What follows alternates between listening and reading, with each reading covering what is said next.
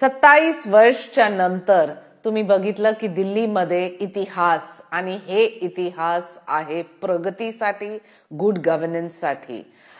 तुम्ही विश्लेषण केलं तर माहिती पडते की आतिशी मार्लेना स्वतः हारले कलकाजीमध्ये, बिडुरीजी तिथे जिंकते.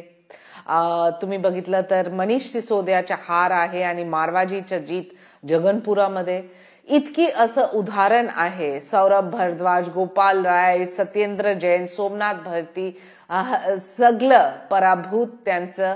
कारण लोकांना माहिती आहे की प्रगती आणि प्रगतीच्या सोबत एनडीए मध्ये विश्वास आहे. त्यासाठी भारतीय जनता पार्टीला एक चान्स दिलं.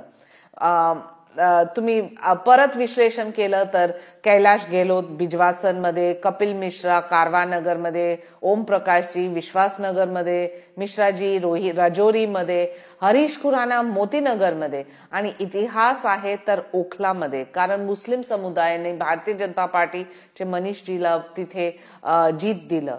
मला वाटते की हे पूर्ण विश्लेषण केलं तर माहिती पडते की मोदीजीची लोकप्रियता ते फक्त केंद्रामध्ये नाही, नई दिल्लीमध्ये पण आहे.